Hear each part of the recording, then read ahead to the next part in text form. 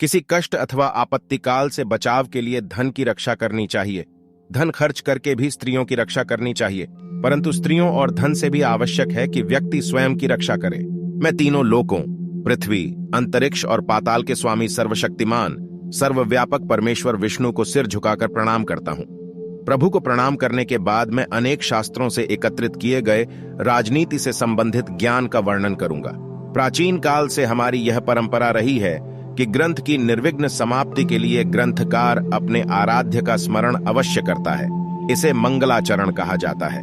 आचार्य चाणक्य ने भी सर्वशक्तिमान प्रभु विष्णु को नमन करके इस ग्रंथ की रचना की है। विदित हो कि श्री विष्णु पालन करता है और नीति का प्रयोजन भी व्यक्ति और समाज की व्यवस्था देना है। चाणक्य ने अपने इस ग्रंथ को राजनीति से संबंधित ज्ञान का उत्तम संग्रह बताया है। इसी संग्रह को बाद में विद्वानों और जन सामान्य ने चाणक्य नीति का नाम दिया, सत्तम अर्थात श्रेष्ठ पुरुष।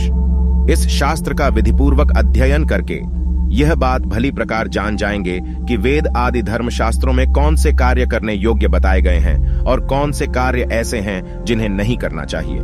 क्या पुण्य है और क्या पाप है तथा धर्म और अधर्म क्या है, इसकी जानकारी भी इस ग्रंथ से हो जाएगी।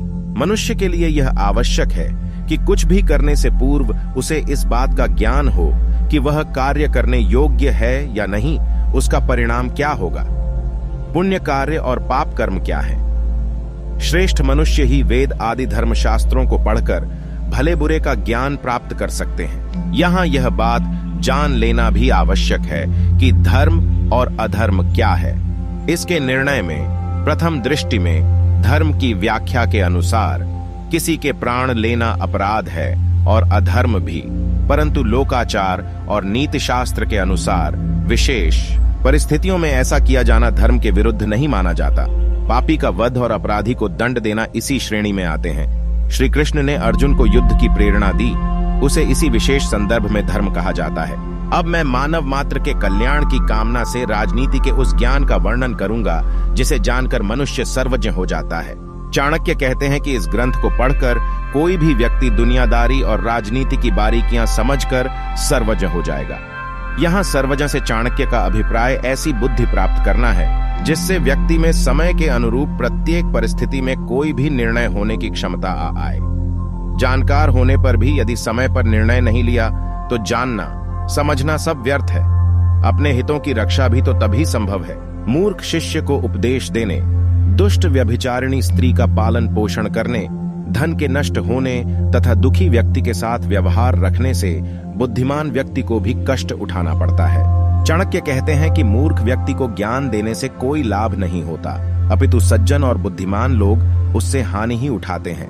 उदाहरण के लिए बया और बंदर की कहानी पाठकों को याद होगी। मूर्ख बंदर को घर बनाने की सलाह देकर बया को अपने घोंसले से ही हाथ धोना पड़ा था। इसी प्रकार दुष्ट और कुलटा स्त्री का पालन पोषण करने से सज्जन और बुद्धिमान व्यक्तियों को दुख ही प्राप्त होता है। दुखी व्यक्तियों से व्यवहार रखने से चाणक्य का तात्पर्य है कि जो व्यक्ति अनेक रोगों से पीड़ित हैं और जिनका धन नष्ट हो चुका है, ऐसे व्यक्तियों से किसी प्रकार का संबंध रखना बुद्धिमान मनुष्य के लिए हानिकारक हो सकता है। अनेक रोगों का तात्पर्य संक्रामक रोग से है। बहुत से लोग संक्रामक रोगों से ग्रस्त होते हैं। उनकी संगति से स्वयं रोगी होने का अंदेशा रहता है। जिन लोगों का धन नष्ट हो चुका हो, अर्थात जो दिवालिया हो गए हैं, उन पर एकाएक विश्वास करना कठिन होता है। दुखी का अर्थ विषादग्रस्त व्यक्ति से भी है। ऐसे लोगों का दुख से उबरना बहुत कठिन हो जाता है और प्रायः असफलता ही हाथ लगती है। जो वास्तव में दुखी है और उससे उबरना चाहता है, उसका सहयोग करना चाहिए, क्योंकि दुखी से तो स्वार्थी ही बचता है।